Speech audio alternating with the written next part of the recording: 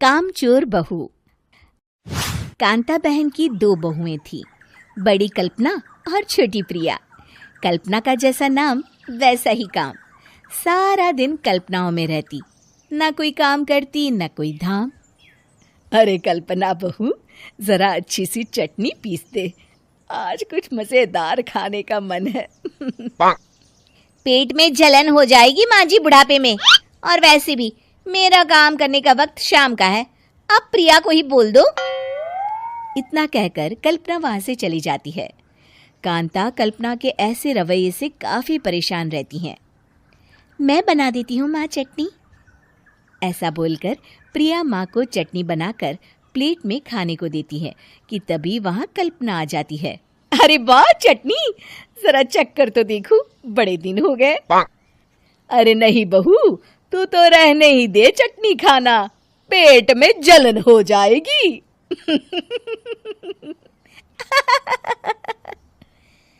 इतना कहकर कांता और प्रिया दोनों हंसने लगते हैं। कल्पना सारा दिन या तो मोबाइल में यूट्यूब देखती या फिर सोती रहती। उसका कमरा भी बिखरा और गंदा रहता।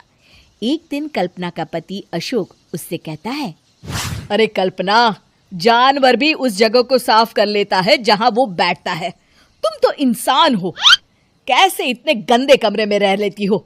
देखो सारा सामान यहाँ वहां बिखरा पड़ा है। ज्यादा अपनी माँ का बोल ना बोलो। हाँ, कमरा तुम्हारा भी तो है, गंदा लग रहा है तो साफ कर लो। पता नहीं तुम्हारे साथ मैं कैसे जिंदगी बिताऊंगा। इतना कहकर अशोक वहां से चला जाता है। कल्पना बस खाना खाने कमरे से बाहर आती और फिर से कमरे में चली जाती। इससे कांता बहन काफी परेशान रहती। एक दिन प्रिया कांता से कहती है, माँ, मैं सारा दिन काम करके थक जाती हूँ, आप कल्पना दीदी से कहिए ना कि सुबह और शाम का काम बांट ले। मैं तो अब सिर्फ एक वक्त का ही काम करूँगी। हाँ। अरे तू वो भी ना करना, एक बहू तो कामचोर थी ही, दूसरी भी आ गई काम ना करने के बहाने लेकर। तभी वहां प्रिया का पति रमेश आ जाता है। माँ, मैं देख रहा हूँ भाभी कोई काम नहीं करती, प्रिया सारा दिन घर और रसोई का काम करती है, अब कुछ करो ना माँ। कांता मन में कुछ सोचती है और कल्पना के पास जाती है। कल्पना फोन पर मेकअप करना देख रही होती है। कल्पना, तुम सारा दिन बस मोबाइल देखती हो, घर का कोई काम भी कर लिया करो।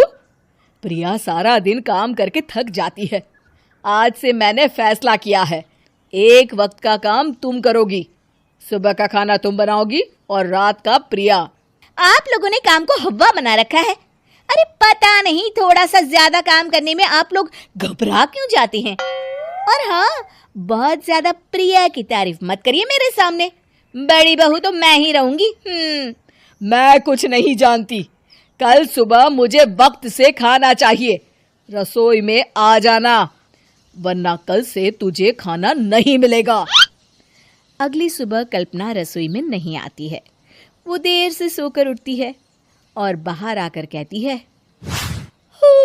अरे भूख लगी है, आज खाने में क्या है?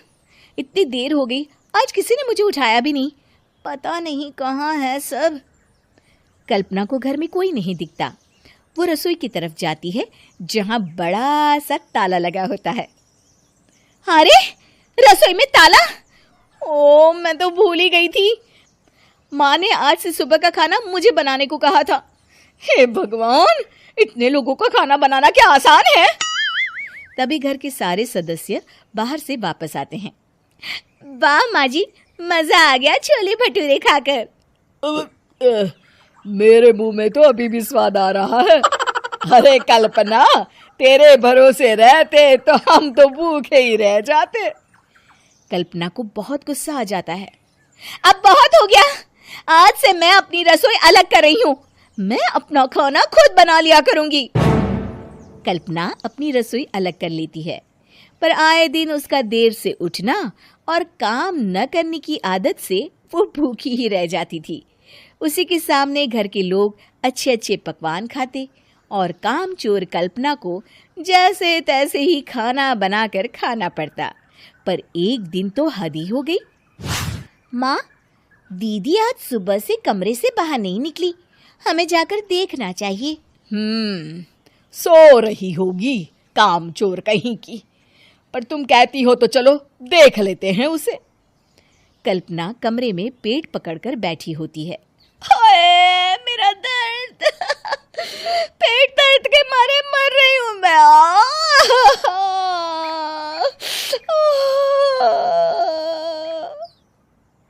अरे दीदी, क्या हुआ? पेट में दर्द क्यों हो रहा है? डॉक्टर को दिखाया आपने? माँ, कल्पना खड़ी होती है और माँ जी के पास आती है। मुझे माफ कर दीजिए, अब से मैं सारे काम में मदद करूंगी, कभी आलस और काम चोरी नहीं करूंगी। हाँ, वो तो ठीक है, लेकिन अचानक क्या हो गया जो तू काम करने को तैयार हो गई? कामचोर कल्पना। माँ, लगातार बासी और उल्टा पुल्टा खाना खाने के कारण मेरे पेट में इन्फेक्शन हो गया है। काम न करना पड़े इसलिए मैं 2 दिन का खाना एक दिन ही बना लेती थी। बासी और खराब खाना खाने के कारण लेने के देने पड़ गए। पेट में दर्द हो रहा है। चलो अच्छा हुआ, देर आए दुरुस्त आए।